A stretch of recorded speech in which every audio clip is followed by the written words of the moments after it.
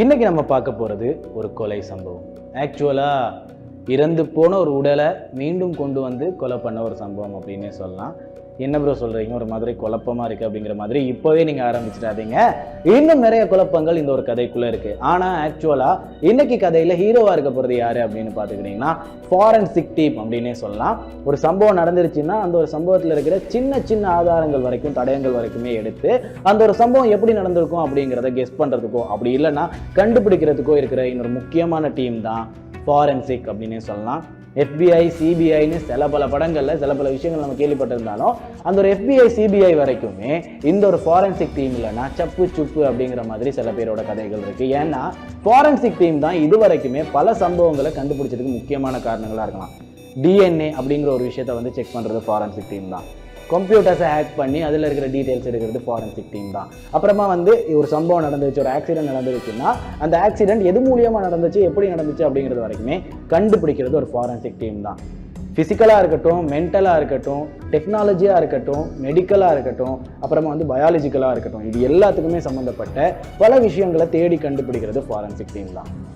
இந்த கதையோட ஹீரோவாக இருக்க போகிறதே ஃபாரன்சிக் டீம் தான். ஆக்சுவலாக வந்து இந்த ஒரு கதை ஆரம்பித்து முடிகிற வரைக்குமே பல திருப்பங்கள் இருக்கும். ஏன்னா இந்த கதையில் யார் இந்த ஒரு சம்பவத்தை பண்ணால், யார் இந்த ஒரு காரியத்தை பண்ணா அப்படிங்கிற மாதிரி பல கேள்விகள், பல தகவல்கள் வந்து உங்களுக்கு கிடைச்சிக்கிட்டு இருக்கும். ஆனால் இந்த ஒரு சம்பவத்துக்கு பின்னாடி என்னதான் நடந்துச்சு அப்படிங்கிற ஒரு திருப்பம் இருந்துக்கிட்டே இருக்கும். சரியா, ஒரு குழப்பமும் சரி, ஒரு எதிர்பார்ப்பும் சரி இருந்துக்கிட்டே இருக்கும். அந்த ஒரு எதிர்பார்ப்பு இறுதி வரை போய்கிட்டே இருக்கும். அது முடிஞ்சதுக்கு அப்புறமா கூட அப்போ ஆக்சுவலாக இவங்க என்னதான் பண்ணாங்க அப்படிங்கிற மாதிரியான ஒரு எதிர்பார்ப்பும் இருக்கும். ஸோ ஃபுல்லாக கவனிச்சாதான் உங்களால் இந்த ஒரு கதைக்குள்ளேயே வர முடியும் அப்படிங்கிறத நான் இப்போவே சொல்லிக்கிறேன்.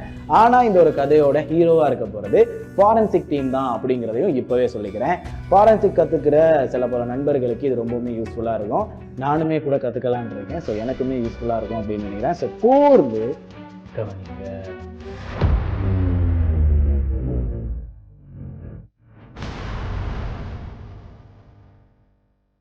ஜூன் 18, 2014 டெக்சாஸில் காலையில் ஒரு 5 மணி, விடிய காலையில் ஒரு 5 மணி இருக்கும். சரியா, அந்த ஒரு விடிய காலையில் 5 மணிக்கு ஒருத்தர் பைக்கில் ரைட் பண்ணிக்கிட்டு இருக்காரு, பைக்கில் போய்கிட்டு இருக்காரு. ஒரு மலை பிரதேசம், சரியா, ஒரு சின்ன மலை பிரதேசம் தான். அந்த ஒரு மலை பிரதேசத்தில் ஒருத்தர் பைக்கில் டிரைவ் பண்ணிக்கிட்டு இருக்காரு. அப்படி டிரைவ் பண்ணும்போது அவரோட முன்னாடி வந்து ஒரு பெரிய ஒளி தெரியுது. சரியா, அந்த ஒரு ஒளி வந்து ஒரு ஹெட்லைட்டோட ஒளி கிடையாது. ஏன்னா அது ஆப்போசிட்டாக வரல, முன்னாடி ஒரு பக்கமாக வருது. சரியா, இந்த ஒரு மலையோட இன்னொரு பக்கம் பள்ளத்துக்கு கீழே இருந்து ஒரு பெரிய ஒளி வந்துகிட்டு இருக்கு. அந்த ஒரு ஒளியை பார்த்து இவர் நேராக போறாரு, அந்த ஒரு ஒளியை நோக்கி போறாரு. எதுக்காக அப்படின்னு பார்த்துக்கிட்டீங்கன்னா யாருக்காச்சும் ஆபத்து நடந்திருக்கலாம், விபத்து நடந்திருக்கலாம் அப்படிங்கிறத உணர்ந்து இவர் முன்னாடியே போய்கிட்டு இருக்கிறாரு. அப்படி போய்கிட்டு இருக்கும்போது இவர் அந்த ஒரு வண்டியை நிறுத்திட்டு கீழே பார்க்கும்போது தான் தெரியுது ஒரு கார் கொழுந்து விட்டு எரிஞ்சுக்கிட்டு இருக்கு. ஒரு கார் பேர்ன் ஆகிக்கிட்டு இருக்கு, எரிஞ்சுக்கிட்டு இருக்கு. சரியா, அந்த ஒரு எரியிற காரை பார்த்ததுக்கு அப்புறமா இவருக்கு ஷாக்கு, என்ன பண்றதுன்னு புரியல. விடிய காலையில் 5 மணி அப்படிங்கிறதுனால இவருக்கு ஒண்ணுமே புரியல. இவர் டக்குன்னு ஒரு ரெஸ்கியூ டீமுக்கு கால் பண்றாரு. அப்படி ரெஸ்கியூ டீமுக்கு கால் பண்ணும்போது அவங்க ஃபர்ஸ்ட் ஃபயர் டிபார்ட்மெண்ட்டை அனுப்புறாங்க, ஒரு ஃபயர் இன்ஜின் அனுப்புறாங்க. அவங்க வந்ததுக்கு அப்புறமா இந்த ஒரு கார்ல இருக்கிற நெருப்பை வந்து அணைச்சிடுறாங்க. சரியா, அணைச்சதுக்கு அப்புறமா கொஞ்ச நேரம் கழிச்சு போலீஸும் வர்றாங்க. போலீஸ் வந்ததுக்கு அப்புறமா தான் கண்டுபிடிக்க ஆரம்பிக்கிறாங்க இந்த ஒரு காருக்குள்ள இருக்கிறது யாரு, இந்த ஒரு கார்ல என்ன சம்பவம் நடந்துச்சு, இது ஒரு ஆக்சிடென்ட்டா அப்படின்னா யாராச்சும் கொலை பண்ணிட்டாங்களா அப்படிங்கிற மாதிரி பல கேள்விகள் இருக்கிற இந்த ஒரு காரை போலீஸ் அலசி ஆராய ஆரம்பிக்கிறாங்க. ஆனா போலீஸையும் தாண்டி இந்த ஒரு இடத்துக்கு வர்றது இன்னொரு டீம் யாரு அப்படின்னு பார்த்துக்கிட்டீங்கன்னா ஃபாரன்சிக் டீம் அப்படின்னே சொல்லலாம். ஸோ போலீஸ் வந்து ஃபர்ஸ்ட் இந்த ஒரு காரோட ஓனர் யாரு, இந்த ஒரு காருக்குள்ள இருக்கிறது யாரு அப்படிங்கிறத கண்டுபிடிக்கணுன்றதுக்காக காரோட நம்பர் பிளேட் என்னதான் எரிஞ்சு போயிருந்தாலும் நம்பர் பிளேட்லாம் வந்து ஆக்சுவலா தகடுனால செய்யப்படுது தானே. நம்பர் பிளேட் எப்படியோ ஐடென்டிஃபை பண்ணி இந்த ஒரு நம்பர் பிளேட்டோட ஓனர் யாரு அப்படிங்கிறத கண்டுபிடிக்கிறாங்க. ஸோ இந்த ஒரு காரோட ஓனர் யாரு அப்படின்னு பார்த்துக்கிட்டீங்கன்னா டேனியல் மற்றும் மோலி அப்படின்னு சொல்லப்படுற 2 பேரு. 1999களில் இந்த ஒரு கார் வந்து மேனுஃபேக்சர் செய்யப்பட்டிருக்கு. அதுக்கப்புறமா பல வருஷங்களா ஓட்டப்பட்டிருக்கு. இந்த ஒரு காரோட ஓனரா இருக்கிற டேனியல் அப்படின்னு சொல்லப்படுற நபர் வந்து மோலி அப்படின்னு சொல்லப்படுற ஒரு பெண்மணியோட ஹஸ்பண்ட். சரியா, டேனியலுக்கு வந்து கிட்டத்தட்ட 25 வயசு தான் இருக்கு. மோலி அப்படின்னு சொல்லப்படுற நபருக்கு வந்து 21 வயசு. இவங்க 2 பேருக்கும் 2 குழந்தைகள் வேற இருக்காங்க இந்த ஒரு வயசுலயே அப்படின்னு சொல்லப்படுது. ஸோ எஸ், இந்த ஒரு காருக்குள்ள கண்டுபிடிக்கப்பட்ட உடல் டேனியலோடது தான் அப்படிங்கிறத போலீஸ் ஓரளவுக்கு கெஸ் பண்றாங்க. அதுக்கப்புறமா இந்த ஒரு காருக்குள்ள முழுசா எரிஞ்சு போன அந்த ஒரு உடலை வெளியே கொண்டு வர்றாங்க. ஆக்சுவலாக வந்து இந்த ஒரு உடலில் கிட்டத்தட்ட 6% மசில் தான் கிடைச்சிருக்கு. உடல்லையே 6% ஒரு பொருள் தான் கிடைச்சிருக்கு, உடல் பொருள் தான் கிடைச்சிருக்கு. போலீஸுக்கு அடையாளம் கண்டு கொள்ள அப்படின்னே சொல்லலாம். ஸோ அதுக்கப்புறமா அந்த ஒரு 6% உடலையுமே கூட கொண்டு வந்து மாலி மற்றும் அவனோட குழந்தைகளுக்கு அடையாளம் கண்டுபிடிக்க சொல்லி காட்டுறாங்க. குழந்தைகள் அதோ செய்யப்படலை. அதுக்கப்புறமா மாலி மற்றும் போயிட்டு இந்த ஒரு விஷயத்தை அடையாளம் கண்டு கொள்ளலாம் அப்படின்னு உள்ள போறாங்க. அப்படி போகும்போது மாலி கண்டுபிடிச்சது என்ன அப்படின்னு பார்த்துக்கிட்டிங்கன்னா அவரோட நெக்லஸ். அந்த ஒரு நெக்லஸை பார்த்ததுக்கு அப்புறமா மாலி கதறி கதறி அழுகுறாங்க. அது மட்டும் கிடையாது, சில பல பர்சனல் பிலாங்கிங்ஸும் இருந்திருக்கு. பர்ஸு, ரிங்கு, அந்த மாதிரி சின்ன சின்ன பர்சனல் பிலாங்கிங்ஸும் இருந்திருக்கு. இது எல்லாத்தையும் கன்ஃபார்ம் செஞ்சுட்டு மாலி வந்து ரொம்பவுமே கதறி அழுதுட்டு இது என்னோட ஹஸ்பண்ட் டேனியல் தான் அப்படிங்கிற மாதிரி கன்ஃபார்ம் செஞ்சுட்டு வீட்டுக்கு போயிருந்திருக்காங்க. ஸோ இந்த ஒரு இடத்துல டேனியல் இறந்து போயிட்டாரு அப்படிங்கிற மாதிரி ஒரு கன்ஃபர்மேஷன் கிடைக்குது. இருந்துமே கூட இந்த ஒரு கேஸ்ல போலீஸுக்கு பல சந்தேகங்களும் இருக்கு. முதல் விஷயம், போலீஸ் கெஸ் பண்ண ஒரு விஷயம் தான், லாஸ்ட் நைட் இவர் குடிச்சிருக்காரு, குடிச்சதுனால வந்து ஃபாஸ்ட்டாக டிரைவ் பண்ணிட்டு போயிட்டு இடிச்சிட்டாரு அப்படிங்கிறதுனாலையோ, அப்படி இல்லைன்னா ஆக்சிடென்ட் ஆயிடுச்சு, ஒரு பக்கமாக போயிட்டு விழுந்துட்டாரு அப்படிங்கிற மாதிரி தான் போலீஸும் கெஸ் பண்ணுறாங்க. ஒரு சின்ன ஒரு கெஸ்ஸாக பண்ணியிருக்காங்க. ஆனால் இவரோட உடல் பாகங்கள் வந்து ரொம்பவுமே கம்மியான அளவில் கிடைச்சனால இவர் குடிச்சிருக்காரா இல்லையா அப்படிங்கிற மாதிரி போஸ்ட்மார்ட்டமில் கூட பார்த்துக்க முடியாது அப்படிங்கிற மாதிரியான ஒரு நிலைமை கண்பட்டிருக்கு அப்படின்னே சொல்லலாம். 6% உடல் பகுதிகள் தான் கிடைச்சிருக்கு. அப்படிங்கும்போது இவர் குடிச்சிருக்காரா இல்லையா அப்படிங்கிறத எப்படி கண்டுபிடிக்கிறது? முழுசா எரிஞ்சு போயிட்டாரு அப்படிங்கிறதுனால கண்டுபிடிக்க முடியல. ஆனா போலீஸ் இதுல ரொம்பவுமே அதிகமான அளவுல சந்தேகப்படுறதுக்கான காரணம் என்ன அப்படின்னு பாத்துக்கிட்டீங்கன்னா, இவர் இறந்து போயிட்டு சில நாளாவே, பல நாட்களாவே சில பேர் சொன்ன ஒரு விஷயம் தான், இவன் இறந்து போனது நல்லதுதான், இவன் சாக வேண்டிய ஆள் தான், இவன்லாம் எதுக்கு உயிரோடு இருந்தானே எனக்கு தெரியாது, நல்ல வேலை செத்துட்டான் அப்படிங்கிற மாதிரி சில பேர் இவர் மேல விமர்சனங்களை எடுத்து வச்சிருக்காரு. இதுல முக்கியமான ஒரு நபரா இருக்கிறது இவரோட ஃபியூனரல்லையே இவரோட நண்பர் ஒருத்தர், பக்கத்திலேயே இருந்த நண்பர் ஒருத்தர், இவன் இறந்து போனது நல்லதுதான் அப்படிங்கிற மாதிரி சில பல விமர்சனங்களை எடுத்து வச்சிருந்திருக்காரு. ஆனா ஆக்சுவலா போலீஸுக்கு எதனால இவங்க எல்லாம் இப்படி சொல்றாங்க அப்படிங்கிற மாதிரி ஒரு பெரிய டவுட் இருந்திருக்கு. ஓகேவா? அந்த ஒரு டவுட்டை கிளியர் பண்ணிக்கணும் அப்படிங்கிற ஒரு காரணத்தினால போலீஸ் வந்து இவரோட ப்ரீவியஸ் அக்யூசேஷன் எல்லாத்தையும் எடுத்து பார்க்குறாங்க. ப்ரீவியஸ் அக்யூசேஷன் எப்படின்னு வரும்போது இவர் முன்னாடி பண்ண தப்புகளை தேடி பார்க்கும்போது தான் தெரியுது இவர் வந்து இதுக்கு முன்னாடி பல தவறுகள் பண்ணியிருக்காரு. ஓகே, இவர் வந்து ஆக்சுவலாக ஒரு செக்ஸ் அஃபெண்டர் அப்படிங்கிற மாதிரி ஒரு பதிவு வந்திருக்கு. அதாவது குழந்தைகளையோ பெண்களையோ பலாத்காரம் செய்யக்கூடிய ஒரு நபர் அப்படிங்கிற மாதிரி ஒரு அக்யூசியேஷனே இருக்கு அப்படின்னே சொல்லலாம். லாஸ்டா கூட இவர் இறந்து போறதுக்கு 2 நாளைக்கு முன்னாடி கூட இவர் போயிட்டு ஜெயிலில் தான் இருந்திருக்கணும். ஓகேவா? 2 நாளைக்கு அப்புறமா ஜெயிலுக்கு தான் போயிருக்கணும். இவர் இறந்து போயிருக்காரு இல்லையா, இறந்து போகாம இருந்திருந்தா ஒரு 2 நாளைக்கு அப்புறமா ஜெயிலுக்கு தான் போயிருக்கணும். எதுக்காக அப்படின்னு பாத்துக்கிட்டீங்கன்னா, இவர் சாகிறதுக்கு முன்னாடி ஒரு 7 வயசு குழந்தைய அபியூஸ் பண்ண ட்ரை பண்ணியிருக்காரு, பலாத்காரம் பண்ண ட்ரை பண்ணியிருக்காரு. அது மாட்டிக்கிச்சு. ஓகேவா? அதுக்கப்புறமா வந்து பேரண்ட்ஸுமே கூட இவர் மேலே ஒரு பெரிய கம்ப்ளைண்ட்டை போட்டு இவருக்கு பதிவு கொடுத்தாகணும், இவருக்கு வந்து தண்டனை கொடுத்தாகணும் அப்படிங்கிற மாதிரி பேரண்ட்ஸுமே கூட பதிவு பண்ணியிருக்காங்க. அதுக்கப்புறமா இவருக்கு தண்டனையும் கிடைச்சிருக்கு. அந்த தண்டனை காலம் எவ்வளவு அப்படின்னு பார்த்துக்கிட்டிங்கன்னா, இவர் ஆக்சிடென்ட் ஆகி 2 நாளைக்கு அப்புறமா இவர் போயிட்டு ஜெயிலில் இருப்பார். அந்த ஒரு ஜெயிலில் கிட்டத்தட்ட 30 நாட்கள் ஜெயிலில் இருக்க மட்டும்தான் இருக்கு. சிறை தண்டனை மட்டும்தான், அதுவும் 30 நாட்கள் மட்டும்தான். அந்த ஒரு சம்பவத்தினாலேயே இந்த ஒரு குழந்தையோட பேரண்ட்ஸுக்கு, பெற்றோர்களுக்கு ஒரு பெரிய கோவம் இருக்கு. போலீஸ் மேலையும் சரி, இவர் மேலையும் சரி, இவருக்கு கிடைச்ச தண்டனை காலம் வந்து ரொம்பவுமே குறுகிய காலமா இருக்கு, இது ரொம்ப தப்பு அப்படிங்கிற மாதிரியான ஒரு கோவமும் இருக்கு. போலீஸ் ஃபர்ஸ்ட் டவுட் பட்டது இந்த ஃபேமிலியை தான். அதுக்கப்புறமா இந்த ஒரு கேஸ்குள்ள வர்ற இன்னும் சில பல விஷயங்கள் என்ன அப்படின்னு பார்த்துக்கிட்டீங்கன்னா, 21 வயசுலேயே மாலி வந்து அவங்களோட ஹஸ்பண்டை இழந்துட்டாங்க. அதனால வந்து சுற்றி இருக்கிற மக்கள் இவங்களுக்கு என்ன உதவி பண்ண முடியுமோ அதை பண்றாங்க. அந்த ஒரு கம்யூனிட்டிலேயே இவங்களுக்கு வந்து ஒரு ரிசப்ஷனிஸ்ட் வேலை கூட போட்டு கொடுத்துருந்துருக்காங்க. அவங்க அந்த ஒர்க்கையும் பார்த்துக்கிட்டு இருந்திருக்காங்க. சில தெரிந்தவர்கள் அறியாதவர்களுமே கூட இவங்களுக்கு காசு மூலியமா உதவிகள் பண்ணியிருக்காங்க. சில பேர் வந்து அவங்களுக்கு தேவையான கிராசரிஸ், அதாவது தேவையான பொருட்கள் வரைக்குமே, வீட்டுக்கு தேவையான பொருட்கள் வரைக்குமே எடுத்து கொடுத்துட்டு வந்திருந்திருக்காங்க.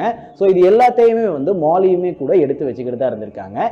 ஆக்சுவலா மாலிக்கு வந்து இந்த ஒரு விஷயம் ரொம்பவுமே பிடிச்சிருக்கு அப்படின்னே சொல்லலாம். அவங்களுமே கூட நான் ஒரு வீடியோ, என்னோட ஹஸ்பண்ட் இறந்துட்டாரு, குழந்தைங்களோட கஷ்டப்படுறேன் அப்படிங்கிற மாதிரி இவங்களுக்கு கிடைக்கிற சில பல விஷயங்களுக்கு ஆசைப்பட்டு அதை கேட்டு எடுத்துக்கிட்டு தான் இருக்காங்க.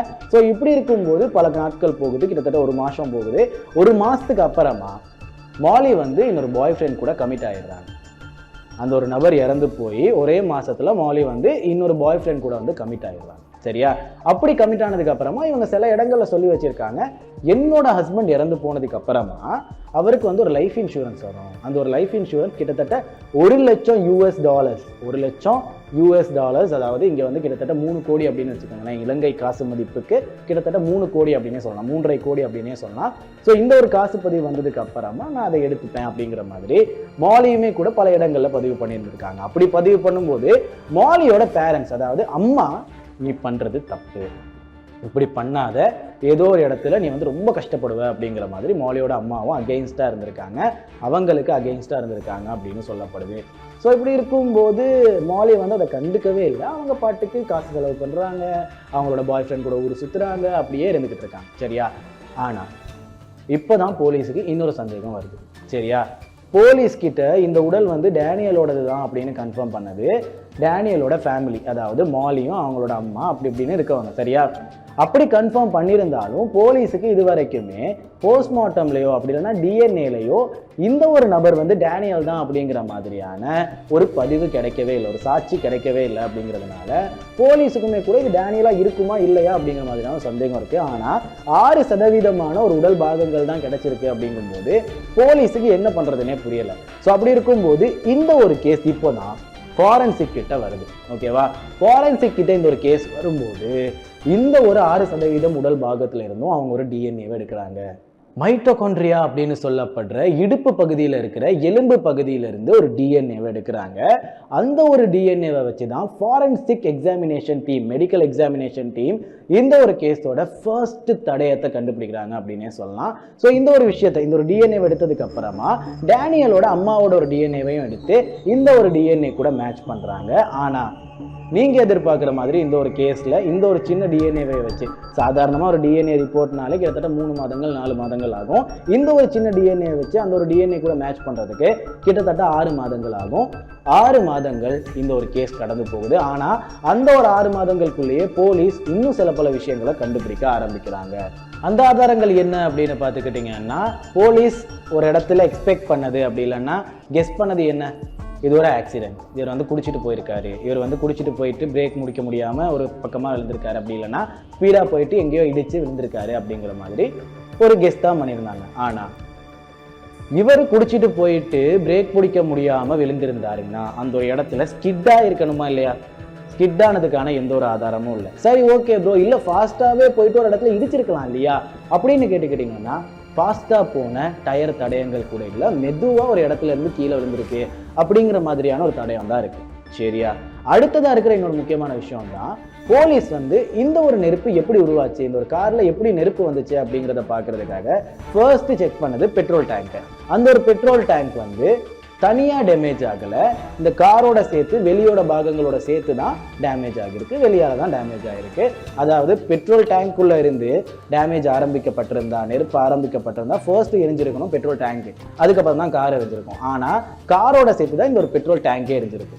இப்போ போலீஸுக்கு சந்தேகம் அதிகமாகுது. இப்போ இந்த ஒரு காருமே கூட ஃபாரன்சிக் பக்கம் போகுது. சரியா? அதுக்கப்புறமா இன்னொரு முக்கியமான விஷயமே கூட போலீஸ் கண்டுபிடிக்கிறாங்க. சீட்டெல்லாம் கம்ப்ளீட்டாக எரிஞ்சிருக்கு. ஆக்சுவலாக வந்து சீட் கம்ப்ளீட்டாக எரிஞ்சிருக்குன்னா அந்த ஒரு சீட்டில் உட்காந்து இருக்கிற ஒரு நபரோட ஹியூமன் ஃப்ளூயிட் இருந்திருக்கும். சரியா? அதாவது இதுக்கு முன்னாடி உட்காந்துருந்தவங்களோட ஹியூமன் ஃப்ளூயிட் இருந்திருக்கும். ஆனால் இந்த ஒரு சீட்டில் யாருமே உட்காந்ததுக்கான ஆதாரமே இல்லை. சரியா? சீட் எரிஞ்சிருக்குன்னா சீட்டில் வந்து ஒரு மனுஷனோட ஃப்ளூயிட், அதாவது வேர்வையாக இருக்கலாம், அவனோட சின்ன ஒரு துர்நாற்றமாக இருக்கலாம், அது வந்து கிடைச்சிருக்கும் ஃபாரன்சிக்காக. சரியாமா? ஆனாலுமே கூட இந்த ஒரு சீட்டில் எதுவுமே கிடைக்கல. அப்படி இருக்கும்போது யாருமே இந்த ஒரு காருக்குள்ளே வரலையா இது வரைக்குமே? 1990களிலேயே இது வந்து ரெஜிஸ்டர் ஆகிருக்குன்னா இது வரைக்கும் இந்த ஒரு காரில் யாருமே ஏறினது கிடையாதா அப்படிங்கிற மாதிரி சில பல கேள்விகளுமே கூட வருது. இப்போ இந்த ஒரு கார் ஃபாரன்சிக்கு போகுது. ஃபாரன்சிக்கில் ஃபர்ஸ்ட் செக் பண்ணுறாங்க இந்த ஒரு நெருப்பு எங்கேருந்து வந்திருக்கும் அப்படிங்கிறத. அவங்க டயரில் பார்க்குறாங்க, பெட்ரோல் டேங்க்கில் பார்க்குறாங்க, ஸ்டார்டரில் பார்க்குறாங்க, சில பல எலக்ட்ரிக் சர்க்கியூட்ஸில் பார்க்குறாங்க, லைட்ஸில் பார்க்குறாங்க, இன்ஜினில் வரைக்குமே பார்க்குறாங்க. எந்த ஒரு இடத்துலையுமே நெருப்பு உண்டானதுக்கான ஆதாரமோ சாட்சியோ கிடையாது. இப்போ ஃபாரன்சிக் டீம் இன்னும் அதிகமாக செக்கிங்காக ஆரம்பிக்கிறாங்க. இந்த ஒரு காரோட ஒரு டெப்ரிஸ் எடுத்துக்கிறாங்க. சரியா? எரிஞ்சு போன காரோட ஒரு டெப்ரிஸ் எடுத்துக்கிறாங்க. டெப்ரிஸ் அப்படின்றது ஒரு குப்பை. சரியா? அந்த ஒரு காரோட ஒரு சின்ன குப்பையை எடுத்துக்கிறாங்க. எடுத்து அது ஒரு மெட்டல் கண்டெய்னரில் போட்டு இப்போ லேபுக்கு கொண்டு போகிறாங்க. இந்த ஒரு லேபுக்குள்ளே ஒரு பெரிய டெஸ்ட் நடக்குது. அந்த ஒரு டெஸ்ட்டில் தான் கண்டுபிடிக்கிறாங்க இந்த ஒரு காருக்கு என்ன ஆனது அப்படிங்கிறதையே. இந்த காரோட அந்த ஒரு குப்பை இருக்கிற மெட்டல் கண்டெய்னருக்குள்ளேயே ஒரு சார்கோல் ஸ்ட்ரிப்பை போடுறாங்க. சரியா? அந்த ஒரு சார்கோல் ஸ்ட்ரிப்பை போட்டு வச்சுட்டு அதுக்கப்புறமா இந்த ஒரு மெட்டல் கண்டெய்னரை ஒரு சால்வெண்ட்டுக்குள்ளே போடுறாங்க. சரியா. சால்வெண்ட் அப்படின்னு சொல்லப்படுறது மெட்டலை கரைக்கக்கூடிய ஒரு மெஷின், சரியா. உள்ள இருக்கிற எந்த ஒரு மெட்டலையுமே கரைக்கக்கூடிய ஒரு மெஷின் தான். வெளியே இருக்கிற மெட்டல் வந்து கரையாது அப்படிங்கிற மாதிரியான ஒரு மெட்டலாக தான் இருந்திருக்கு. உள்ள இருக்கிற மெட்டலை கரைக்கக்கூடிய ஒரு மெஷின், கரைப்பான் அப்படின்னே சொல்லலாம்.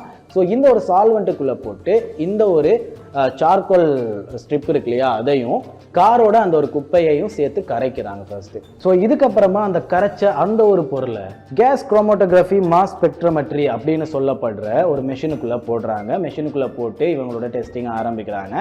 ஆரம்பிக்கும் போது தான் கண்டுபிடிக்கிறாங்க, ஃபாரன்சிக் டீம் மூலியமாக மட்டுமே கண்டுபிடிக்கப்பட்டது, இந்த ஒரு கார் ஒரு சார்கோல் லைட்டர்னால எரிக்கப்பட்டிருக்கு.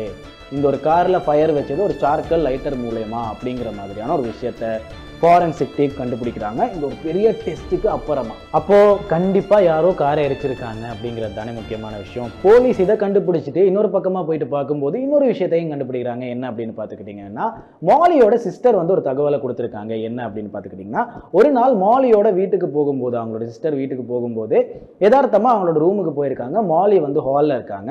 அவங்க யதார்த்தமா ரூமுக்கு போகும்போது மாலியோட சிஸ்டர் வந்து கத்துறாங்க. எதுக்காக அப்படின்னு பார்த்துக்கிட்டிங்கன்னா, கபர்டில் ஒரு ஆம்பளை வந்து நின்றுக்கிட்டு இருக்காரு, ஒளிஞ்சிக்கிட்டு இருக்காரு அப்படின்னு சொல்லலாம். ஒரு மென் வந்து ஒரு கபர்ட்குள்ளே ஒளிஞ்சிக்கிட்டு இருக்காரு, ஒரு ஆம்பளை வந்து ஒரு கபர்ட்குள்ளே ஒளிஞ்சிக்கிட்டு இருக்காரு. அதை பார்த்து அவங்களோட சிஸ்டர் கத்துனதை கேட்டு மாலி வந்து பதறி அடிச்சுக்கிட்டு ஓடிக்கிட்டு ரூம்குள்ளே வர்றாங்க. அப்படி ரூம்குள்ளே வரும்போது அந்த ஒரு நபரை காணும். இந்த ஒரு சம்பவமுமே போலீஸுக்கு தெரிய வருது. ஸோ இப்படி இருக்கும்போது இந்த ஒரு கேஸில் பல திருப்பங்கள் போய்கிட்டு இருக்கு. யார் எரிச்சிருப்பா, என்ன நடந்திருக்கும் அப்படிங்கிற மாதிரி பல கேள்விகள் போய்கிட்டு இருக்கு. போலீஸுக்கு இப்போ சந்தேகம், கொன்னது வைஃபா இல்லைன்னா அந்த ஒரு 7 வயசு குழந்தையோட பெற்றோர்களா அப்படிங்கிற மாதிரி. ஸோ அப்படி இருக்கும்போது தான் 6 மாதம் கழிச்சு இந்த ஒரு கேஸோட பெரிய திருப்பம் ஆரம்பிக்குது. அந்த ஒரு டிஎன்ஏ வெளியே வருது. டிஎன்ஏ ரிப்போர்ட்டில் அந்த 2 டிஎன்ஏவும் மேட்ச் ஆகலை. அதாவது இறந்து போனது டேனியல் கிடையாது. என்ன நடந்திருக்கும்? அப்போ யாரை குழப்புறீங்க? அப்போ இறந்து போன நபர் யாரு? கேள்விகளுக்கு முற்றுப்புள்ளி வச்சிடலாம். சரி, ஓகே. இந்த ஒரு விஷயம் நடந்ததுக்கு அப்புறமா போலீஸுக்குமே கன்ஃபியூஸ் ஆகிருக்கு. அப்படி இருக்கும்போது அவங்க ஃபர்ஸ்ட் ஃபாலோ பண்ணது அவரோட வைஃப் தான் ஏதாச்சும் ஒன்று பண்ணுறாங்க அப்படிங்கிற மாதிரி வைஃப் தான் ஃபாலோ பண்ணுறாங்க. ஃபாலோ பண்ணும்போது எந்த ஒரு விஷயமுமே சந்தேகப்படக்கூடியதாக நடக்கலை, சஸ்பீஷியஸாக நடக்கலை. அதனால போலீஸுமே கூட கைவிட்டு தான் இருக்காங்க. ஆனால் ஒரு நாள் ஒரு லஞ்சுக்கு போகிறாங்க இவங்களோட வைஃப், சரியா. அந்த ஒரு லஞ்சுக்கு போனது அவங்களோட பாய் ஃப்ரெண்ட் கூட. ஓகே, அவங்களோட பாய் ஃப்ரெண்ட் கூட லஞ்சுக்கு போகும்போது போலீஸ் வந்து இந்த ஒரு பாய் ஃப்ரெண்டை பார்க்குறாங்க. பாய் ஃப்ரெண்ட் அப்படியே டேனியல் மாதிரியே இருக்காரு. ஆனால் அவரோட முடி மட்டும் வேற கலரில் இருக்கு. ஓகேவா? இதை பார்த்து போலீஸ் கன்ஃபியூஸ் ஆகுறாங்க. அப்படிங்கிற மாதிரி கன்ஃபியூஸில் ஒரு மாதிரி கோவத்தில் பார்த்துக்கிட்டு இருக்காங்க. அப்படி பார்த்துக்கிட்டு இருக்கும்போது போலீஸுக்கு அடுத்து என்ன பண்ணுறதுன்னு தெரியாமல் போயிட்டு டைரெக்டாக கேட்டுடுறாங்க, நீங்கள் டேனியலா அப்படின்னு கேட்கும்போது, என்ன போலீஸ் சார் விளையாடுறீங்களா, நான் என்னோட பேர் வந்து ஜேக்கு, இந்தாங்க என்னோட ஐடி பார்த்துக்கோங்க அப்படின்ட்டு ஐடி எல்லாம் கொடுக்குறாரு. அதுக்கப்புறமா போலீஸுமே கூட சரி ஓகே எங்களுக்கு ஒரு சின்ன இன்வெஸ்டிகேஷன் இருக்குது வந்துருங்க அப்படிங்கிற மாதிரி கூப்பிட்டு போகிறாங்க. அப்படி கூப்பிட்டு போகும்போது மில்லி வந்து டென்ஷன் ஆயிடுறாங்க. என்ன சார் உங்களுக்கு பிரச்சனை? என்னோட ஹஸ்பண்ட் இறந்துருக்காரு, என்னோட பாய் ஃப்ரெண்டையும் இப்போ குடும்பம் பண்ணிக்கிட்டு இருக்கீங்க, இப்படியே போனால் என்னோட வாழ்க்கை நாசமாக போயிடும் அப்படின்ட்டு கத்தி கூப்பாடு போடுறாங்க. ஆனால் போலீஸ் மதிக்கலை. அவரை கூப்பிட்டு போகிறாங்க. கூப்பிட்டு போயிட்டு கொஞ்ச நேரம் கொஸ்டின்ஸ் ஆரம்பிக்குது, இன்வெஸ்டிகேஷன் போய்கிட்டு இருக்கு. கொஞ்ச நேரத்திலேயே நான் தான் டேனியல் அப்படிங்கிறத ஒத்துக்கிறாரு. ஆனால் மாலி இந்த ஒரு விஷயத்தை எப்படி கொண்டு போகிறாங்க அப்படின்னு பார்த்துக்கிட்டிங்கன்னா, ஆமாம் அவர் தான் டேனியல், அவர் இறந்து போயிட்டு ஒரு மாதத்துலேயே திரும்ப வந்துட்டாரு, வந்து இப்படி தான் ஒரு பிளான் இருக்குது அப்படிங்கிற மாதிரி சொன்னார், நானுமே கூட அதுக்கு தலையாட்டிட்டு நின்றுட்டேன், எனக்கு இதுக்கு மேலே வந்துவும் தெரியாது அப்படிங்கிற மாதிரி சொல்கிறாங்க. ஆக்சுவலாக இவங்களோட பிளான் என்ன அப்படின்னு பார்த்துக்கிட்டிங்கன்னா, நான் சொன்னேன் இல்லையா, 2 நாளைக்கு அப்புறமா இவர் ஜெயிலுக்கு போகணும் அப்படிங்கிறது ஃபர்ஸ்ட் பர்பஸ். 30 நாள் ஜெயிலில் இருக்கணும் அப்படிங்கிறது ஃபர்ஸ்ட் பர்பஸ். இன்னொரு முக்கியமான பர்பஸாக இருந்தது, இவர் பல தவறுகளை பண்ணியிருக்காரு, அதனால் இவர் இறந்துட்டாரு அப்படிங்கிற மாதிரியான ஒரு நியூஸை பரப்பிட்டு ஒரு புது ஐடென்டிஃபிகேஷனோட இந்த ஒரு நாட்டில் இருந்து இன்னொரு நாட்டுக்கு தப்பிச்சு போயிட்டு பிளாஸ்டிக் சர்ஜரி பண்ணிக்கிட்டு உயிர் வாழ்ந்துடலாம், இன்னொரு புது லைஃப்பை கொண்டு போகலாம் அப்படிங்கிறது தான் இவரோட பிளானு. அதுக்கு காசு எங்கேருந்து வரும்? செத்து போனால் இன்சூரன்ஸ்லேருந்து $1,00,000 வரும், கிட்டத்தட்ட 3.5 கோடிகள் வரும். இது எல்லாம் முடிஞ்சதுக்கப்புறமா அந்த காசை வச்சு ஏதோ ஒரு பிஸ்னஸ் பண்ணி தனியாக பொழைச்சிக்கலாம் அப்படிங்கிறது தான் இவரோட பிளான். ஆல்சோ அவர் என்ன சொல்ல வர்றாரு அப்படின்னு பார்த்துக்கிட்டிங்கன்னா, அன்னைக்கு வீட்டில் அவங்களோட தங்கச்சி பார்த்தது என்ன தான், அது வந்து மாலிக்கும் தெரியும், நான் வந்து ரூமில் இருந்துக்கிட்டு இருக்கேன், தங்கச்சி வந்து கண்டுபிடிச்சிட்டா, அதுக்கப்புறமா வந்து நான் கட்டிலுக்கு கீழே ஒளிஞ்சிக்கிட்டேன் அப்படிங்கிற மாதிரியான ஒரு விஷயத்தையும் டேனியல் பதிவு பண்ணுறாரு. இதுவுமே கூட ஒரு சம்பவமாக நடந்துருந்துருக்கு. ஓகேவா? அதுக்கப்புறமா போலீஸ் கேட்குறாங்க, யாரடா கொலை பண்ணீங்க, ஏன்டா ஒரு நபரை கொலை பண்ணி உள்ளே போட்டீங்க அப்படிங்கிற மாதிரி கேட்கும்போது அவர் வாயே திறக்கல. இது வரைக்குமே எல்லா சம்பவத்தையுமே ஓகே அப்படிங்கிற மாதிரி சொன்ன அவர் இந்த ஒரு விஷயத்தை மட்டும் ஓப்பன் அப் பண்ணவே இல்லை. அதுக்கப்புறமா போலீஸ் வந்து இதுவரைக்கும் நடந்த அந்த ஒரு கேசஸ் நடந்த இந்த ஒரு சின்ன குறுகிய காலகட்டத்தில் நடந்த ஹொமிசிட்ஸை தேட ஆரம்பிக்கிறாங்க. கொலை சம்பவங்கள், அதுக்கப்புறமா யாரையாச்சும் பிளான் பண்ணி கொலை பண்ணாங்களா, அதுக்கப்புறமா வந்து பதிவு செய்யப்படாத இவர் தான் கொலையாளி அப்படின்னு பதிவு செய்யப்படாத ஏதாச்சும் கொலைகள் இருக்கா அப்படிங்கிறத தேட ஆரம்பிக்கிறாங்க. ஆனால் கொஞ்ச காலம் போகும்போது டேனியலே ஓப்பன் அப் பண்ணுறாரு யார் அந்த நபர் அப்படிங்கிறத. அதை எங்கே சொல்லியிருக்காரு அப்படின்னு பார்த்துக்கிட்டிங்கன்னா, இவர் இன்வெஸ்டிகேஷனில் வச்சிருக்கும் போது ஜெயிலில் தானே வச்சிருப்பாங்க. அந்த ஒரு ஜெயிலில் இருக்கிற அவரோட சும்மா பக்கத்தில் இருந்து ஒரு நபர்கிட்ட வளர்த்தார். ஓகேவா? இந்த ஒரு நபர் யார் அப்படின்னு பார்த்துக்கிட்டிங்கன்னா 81 வயசான சார்லட் டேவிஸ் அப்படின்னு சொல்லப்பட்ட ஒரு நபர். இவர் அந்த ஒரு ஜெயிலுக்குள்ளே இருந்த நபர்கிட்ட சொன்னது என்ன அப்படின்னு பார்த்துக்கிட்டிங்கன்னா, நாங்கள் ஒரு பணத்தை எடுத்து அந்த ஒரு பணத்தை காருக்குள்ளே வச்சு எரித்தோம் அப்படிங்கிற மாதிரியான ஒரு விஷயத்த சொல்கிறாரு. ஸோ அப்படி இருக்கும்போது இந்த ஒரு கார் வந்து அதிகமான தூரங்கள் போகலை.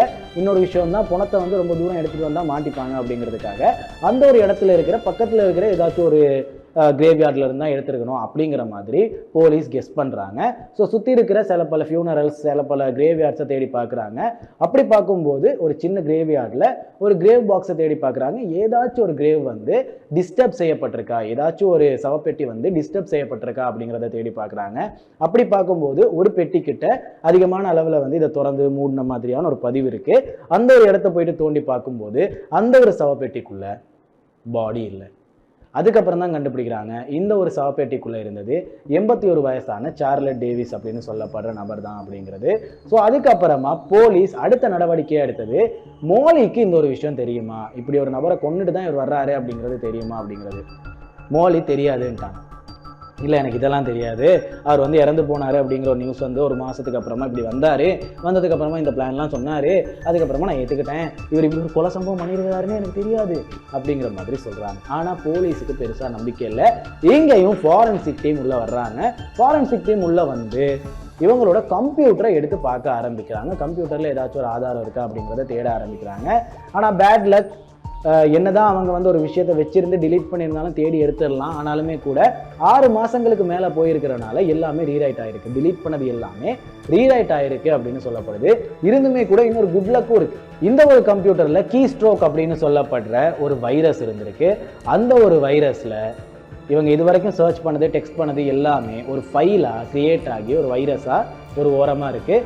அதை ஃபாரன்சிக் டீம் எடுத்து பார்க்குறாங்க. அந்த ஒரு வைரஸ்க்குள்ளே இவங்க சர்ச் செஞ்ச சில பல விஷயங்களையுமே கண்டுபிடிக்கிறாங்க. Unidentified body, burnt body, burn car, unidentified forensic report, burn car forensic, இது எல்லாத்தையுமே அவங்க தேடி இருந்திருக்காங்க. இப்போ போலீஸ் திரும்ப போய்கிட்டு மாலி கிட்ட இந்த விஷயங்கள் எல்லாம் காட்டி இதெல்லாம் நாங்கள் கண்டுபிடிச்சோம் அப்படிங்கிறத சொல்லிட்டு திரும்ப கேட்குறாங்க. மாலியும் ஒத்துக்கிறாங்க. அதுக்கப்புறமா போலீஸ் கேட்குறாங்க, இதெல்லாம் நீங்கள் எந்த ஒரு நம்பிக்கையில் பிளான் பண்ணீங்க அப்படிங்கிற மாதிரி. ஆக்சுவலாக ஃபர்ஸ்ட் உங்களோட பிளான் என்ன அப்படிங்கிறது. ஸோ இவங்களோட பிளான் என்ன அப்படின்னு பார்த்துக்கிட்டிங்கன்னா, இந்த ஒரு விஷயத்தை வந்து பல வருஷமாக பிளான் பண்ணிட்டு அதுக்கப்புறமா ஒரு பெருசாக உறவுகள் இல்லாத ஒரு வயதான நபர் கிடைக்கிற வரைக்கும் காத்துட்டு இருந்திருக்காங்க. அப்படி இறந்து போன ஒரு நபர் தான் இந்த ஒரு சார்லட் டேவிஸ். அவர் இறந்து போனதுக்கு அப்புறமா 6 மாதத்துக்கு அப்புறம் இந்த பிளானை ஃபுல்லாக எழுதிட்டு ஆக்சுவலாக வந்து ஒரு காரு, இவங்களோட கார்லேயே இந்த ஒரு நபரை உள்ளே வச்சு எரிச்சிருக்காங்க. எரிச்சதுக்கப்புறமா ஒரு மாதம் கழிச்சு டேனியல் கூட இந்த ஒரு லைஃப்பை திரும்ப கொண்டு போகலாம் அப்படிங்கிற பிளானை போட்டிருக்காங்க. அப்போ போலீஸ் கேட்டது, இப்படி தான் நீங்கள் இதெல்லாம் பிளான் பண்ணீங்க அப்படிங்கிறத கேட்குறாங்க. அப்போது மோலி வந்து ஒரு மாதிரி ஆர்வத்தோடு சொல்கிறாங்க, இந்த டிவிலெல்லாம் போலீஸ் இன்வெஸ்டிகேஷன் க்ரைம் எல்லாம் போகும் இல்லையா, அந்த வீடியோலாம் பார்த்து அந்த விஷுவல்லாம் பார்த்து வந்து ரொம்பவுமே வியர்ந்து போய் அதிலிருந்து நோட்ஸ் எடுத்துக்கிட்டு அதிலிருந்து லெசன்ஸ் எடுத்துக்கிட்டு தான் நாங்கள் இதை பண்ணோம் அப்படிங்கிற மாதிரி ஒரு விஷயத்த மோலி சொல்கிறாங்க. அப்படி சொல்லும்போது போலீஸ் நக்கலாக சிரிச்சுட்டு, நீங்கள் அதெல்லாம் கடைசி வரை பார்க்குறது இல்லை, கடைசியில் அவங்களெல்லாம் போலீஸ் பிடிச்சிருவாங்க அப்படிங்கிறத சொல்லிட்டு இவங்களை ஜெயிலுக்கு போட்டிருக்காங்க. மாலியை கிட்டத்தட்ட 20 வருஷங்களுக்கு ஜெயிலில் போட்டிருக்காங்க இந்த ஒரு கேஸ் மூலியமா. அப்புறமா வந்து டேனியலை 30 வருஷத்துக்கு ஜெயிலில் போட்டிருக்காங்க இந்த ஒரு கேஸ் மூலியமா. இன்னொரு விஷயம் தான், 20 வருஷத்துக்கு அந்த ஒரு 7 வயசு குழந்தைய துஷ்பிரயோகம் செஞ்ச அந்த ஒரு செயலுக்காகவும் ஜெயிலில் போட்டிருக்காங்க. டோட்டலாக 50 வருஷம் இவர் ஜெயிலில் தான் இருக்கணும் அப்படிங்கிறத வந்து போலீஸ் கன்ஃபார்ம் செஞ்சு இவர் ஜெயிலில் போட்டிருந்திருக்காங்க. அதுக்கப்புறமா அந்த ஒரு உடல் பாகங்கள் இருக்கு இல்லையா, அந்த ஒரு நபரோட சார்லட் டேவிஸோட சின்ன சின்ன உடல் பாகங்கள் இருக்கு இல்லையா, அதை திரும்ப மரியாதையோட இந்த ஒரு சவப்பெட்டிக்குள்ளேயே போட்டிருந்திருக்காங்க. எவ்வளோ பெரிய ட்விஸ்டான கேஸ் இல்லை. ஒரு உடல், ஒரு சம்பவம், பெரிய ஆக்சிடென்ட். அந்த ஒரு ஆக்சிடெண்ட்டில் இறந்து போன ஒரு நபர், இவரை யாரு கொண்டு இருப்பா, ஆக்சுவலாக செத்ததே இவர் தானா அப்படிங்கிற மாதிரி பல கேள்விகள். ஒரு பெரிய கிரைம் சீன். ஆக்சுவலாக போலீஸும் உள்ளே வர்றாங்க, இந்த ஒரு நபரோட சம்மந்தப்பட்ட நபர்களும் உள்ள வர்றாங்க. இருந்துமே கூட இந்த ஒரு கிரைம் சீனோட ஆக்சுவலான ஹீரோவாக இருந்தது ஃபாரன்சிக் டீம். அந்த ஒரு ஃபாரன்சிக் டீம் என்ன மாதிரியான செயல்களை பண்ணி இந்த ஒரு விஷயத்தை கண்டுபிடிச்சாங்க அப்படிங்கிறதே ஒரு பெரிய ஆச்சரியம், ஒரு பெரிய ஆர்வம் அப்படின்னு சொல்லலாம். ஸோ இந்த ஒரு வாரம் ஒரு பெரிய கிரைம் சீனை தான் பார்க்க போகிறோம். தொடர்ந்து பேசலாம்.